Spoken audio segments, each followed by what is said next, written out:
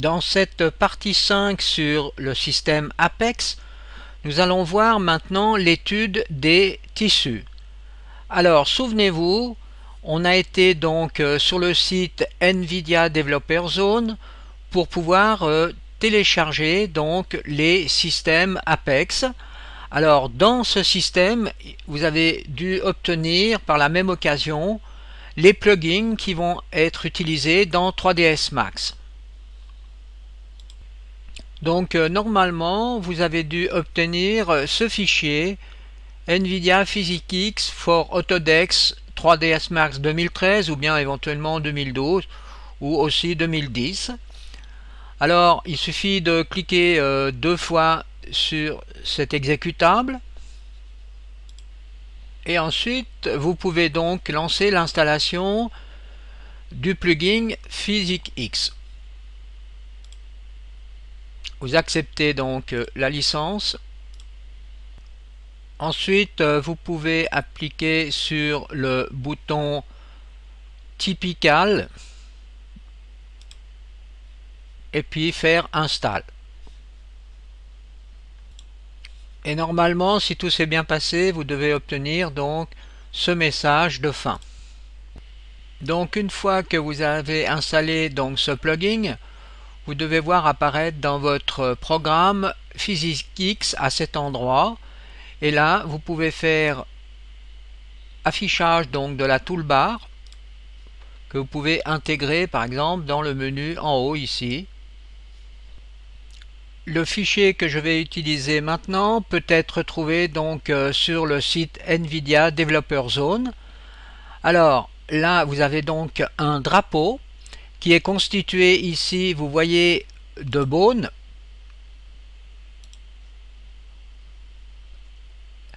d'un tube dont on a appliqué un modificateur skin, un modificateur peau, et l'on a donc appliqué tous les bones qui se trouvent ici à ce tube. En plus, ce tube a été animé comme ceci.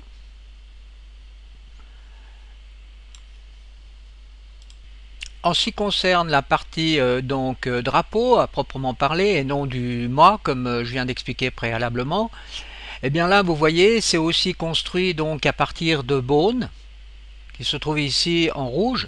Alors pour les voir il va falloir peut-être aller dans affichage et afficher donc tous les éléments de la scène.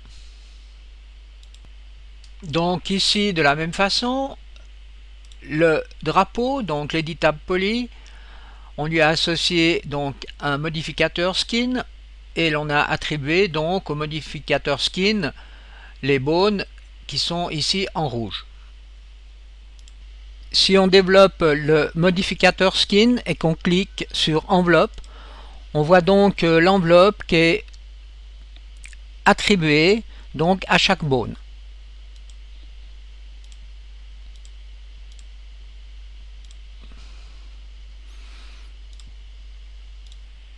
Et ici, de la même façon, ces bones qui retiennent donc le tissu ont été aussi animés pour donner ce premier effet de tissu. Ensuite, on va pouvoir aussi les bones donc les rendre invisibles. Donc je sélectionne les 6 bones. OK. Et je fais Hide Selected. Voilà. Maintenant, je reviens dans le modificateur et je vais pouvoir maintenant attribuer un Apex Clotin en cliquant sur cette icône qui représente donc une jupe.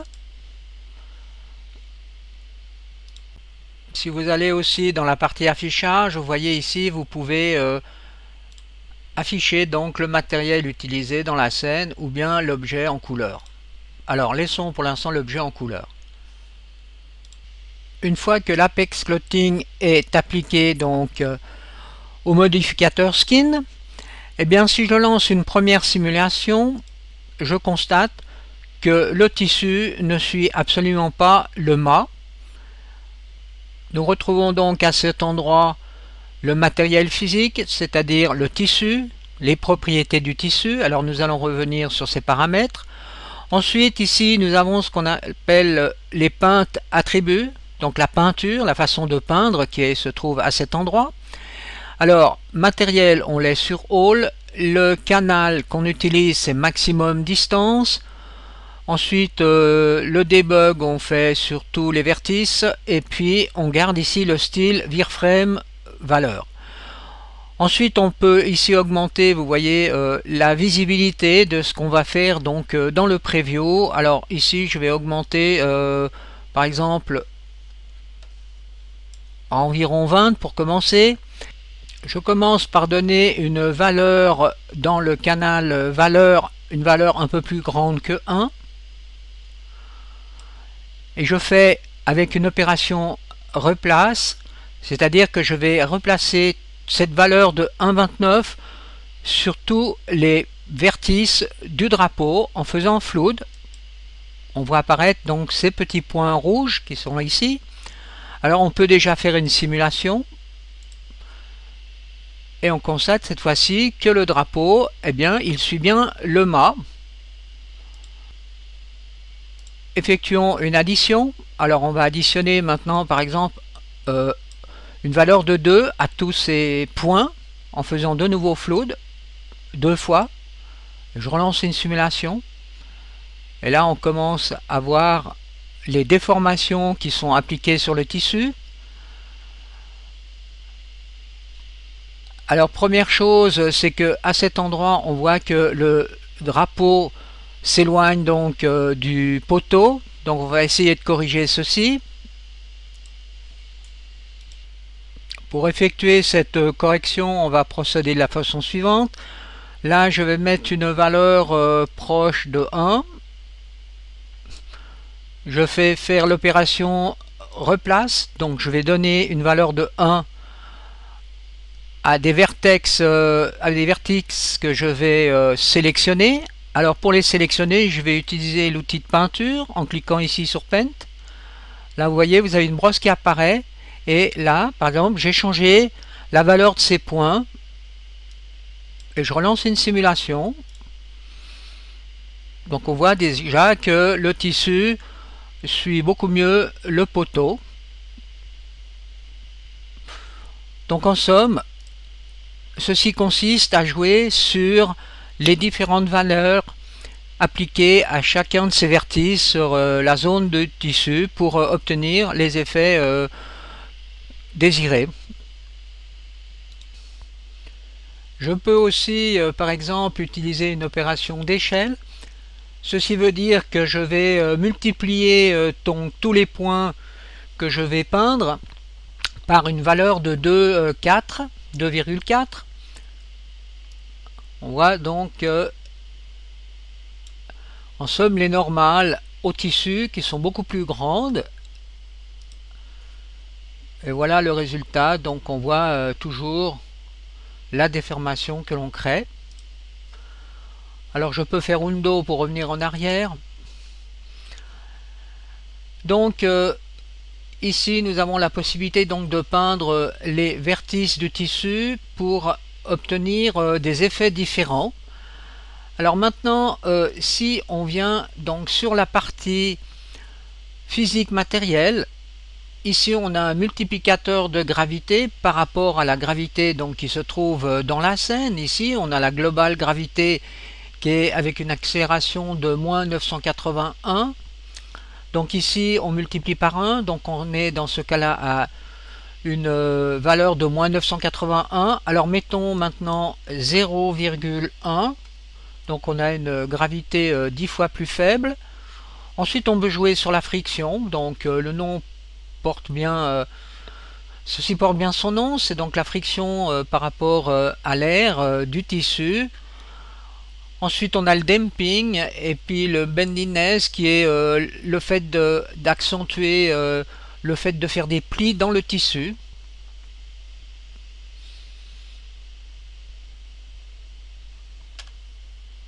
En résumé, une valeur de 0 sur la friction ferait que le tissu se comporterait comme une pantoufle.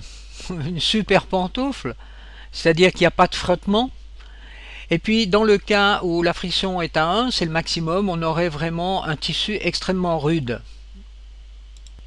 Le paramètre bendiness est plutôt un paramètre qui agit sur la facilité ou pas d'effectuer une flexion dans le tissu. Alors ceci agit en inverse, c'est-à-dire que quand on a une valeur de 0, on n'a pratiquement pas de flexion. Par contre, avec une valeur de 1, ce serait possible de plier le vêtement au maximum. Alors essayons ici avec une valeur de 0 et vous constatez que là on n'a pas beaucoup de flexion du tissu, et avec une valeur de 1 on a la flexion maximum.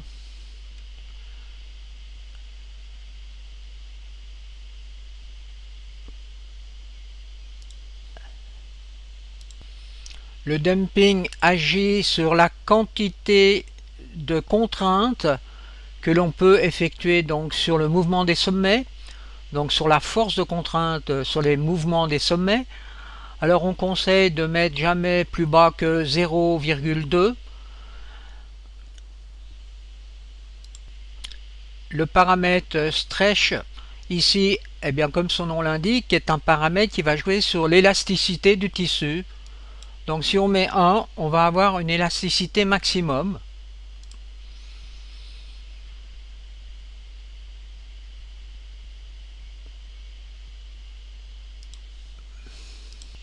Le paramètre anti-stretch va être un paramètre complémentaire au stretch, ce qui va un petit peu limiter donc l'effet d'élasticité.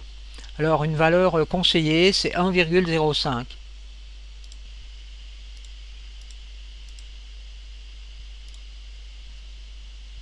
Donc voilà ici des paramètres qui nous permettent d'avoir cet effet. Alors maintenant, rajoutons du vent sur le drapeau en agissant à cet endroit. On donne ici la direction du vent et puis là la vitesse. Alors je vais mettre carrément 1000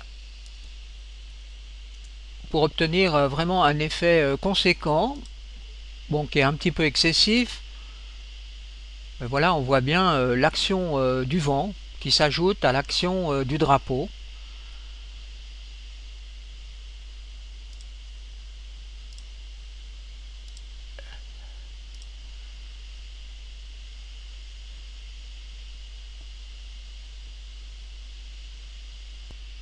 Donc on peut aussi s'amuser ici à supprimer la gravité dans la scène. Alors je clique à cet endroit, je fais No Gravity. Et là on n'a plus que l'effet du vent sur le drapeau. Et là avec la gravité.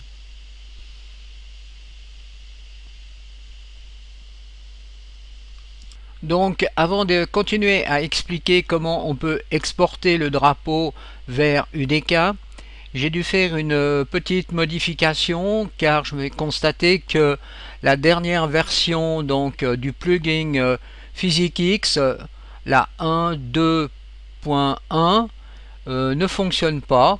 Alors je suis revenu avec la 1.1. Donc ceci va faire que là on a un design qui est légèrement différent. Donc voilà ici la version donc, que j'ai utilisée donc, dans 3ds Max, Apex 1.1, avec donc cette version en 64 bits 2012, 3ds Max 2012. Donc cette version fonctionne très bien pour ce qui concerne les tissus. Et ici vous avez une information en ce qui concerne donc Unreal Engine 3. Donc c'est à partir de la version de février 2012 et les versions supérieures qui peuvent donc utiliser ce plugin. Donc je reviens dans 3ds Max et cette fois-ci je vais sélectionner, vous voyez donc les bones du poteau. et je vais les transformer en un ragdoll cinématique. Ensuite, je fais Add et j'additionne les bones qui sont utilisés pour créer le poteau. Et là, je peux déplacer donc ici aussi l'icône qui symbolise les ragdolls. Nous pouvons donc vérifier que quand on sélectionne un bone, on voit que la physique X rigid body a été attribuée. Maintenant, si on sélectionne le drapeau, eh bien ici on a une variable qui est donc une distance donc de 2 cm. Alors on va mettre ici la même valeur et on va faire self collision. Ça veut dire que le drapeau, s'il entre en collision avec le poteau, eh bien il va réagir correctement. Alors lançons un test.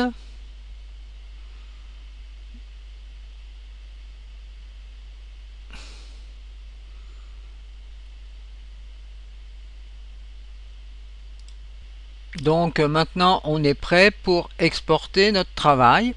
Alors on va d'abord exporter au format FBX le poteau. Alors je vais l'appeler drapeau test. Alors il existe déjà. Ensuite je regarde ici que j'exporte bien l'animation. Dans la géométrie, je mets les smooth groups, je les sélectionne. Ensuite, pour ce qui concerne les axes de conversion, j'utilise l'axe DZ. Et les unités, bon, je laisse ceci par défaut, automatique. Et je peux faire OK. OK. Ensuite, je sélectionne Tool. Donc j'étais sous World, Tool, je fais Export Scene. Une fois que cette fenêtre est ouverte, si Include FBX est sélectionné, ben, vous le désélectionnez. On désélectionne aussi exportation de la scène. Ensuite, on fait Export Apex Clothing, donc le tissu, au format APX. On désélectionne ces variables si elles sont cochées. On laisse en standard, on inclut les collisions et on fait export. Et là, je choisis donc le même nom, drapeau test, au format PX Projet.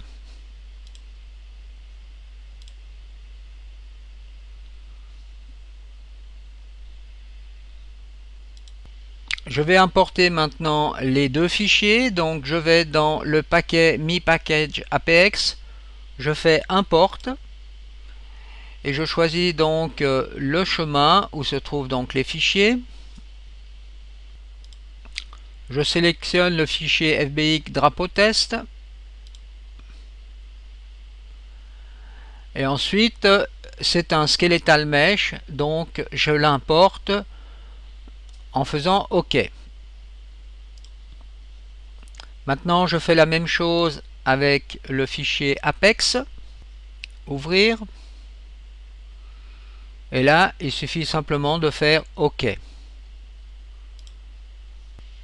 On retrouve donc dans le browser le skeletal mesh et le fichier Apex Clothing Asset.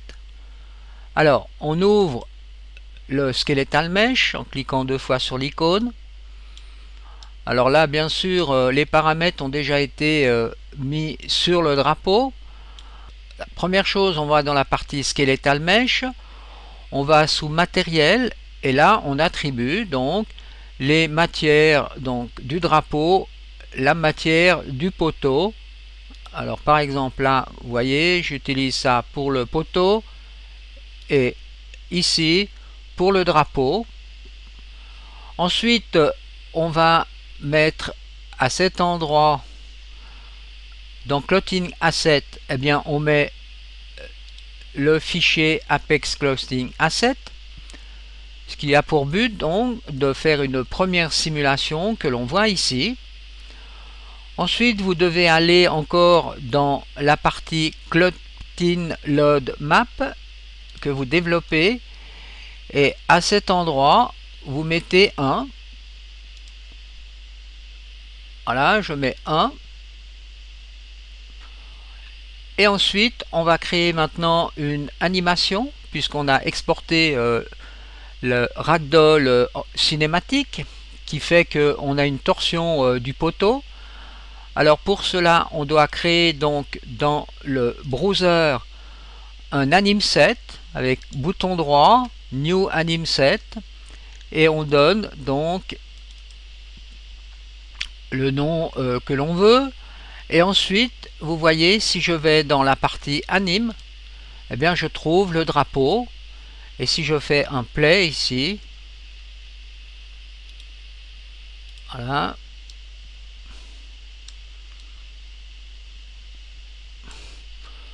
Donc là, on a deux choses. On a l'animation du poteau plus l'animation du drapeau.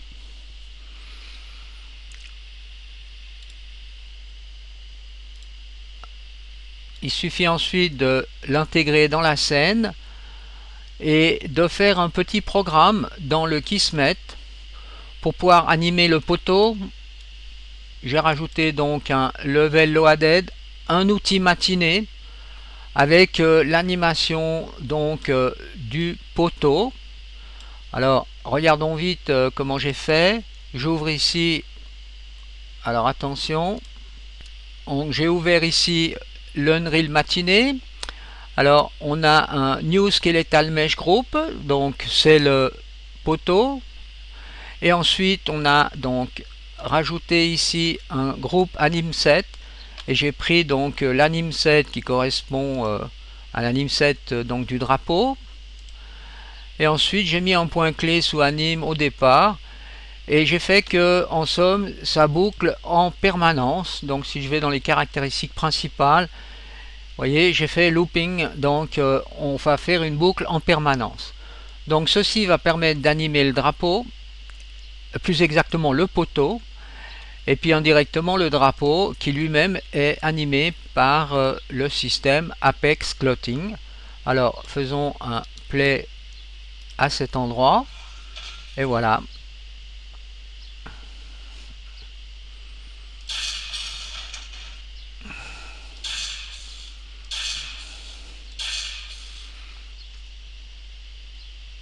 Donc ceci sera la fin de ce tutoriel sur l'Apex Clothing.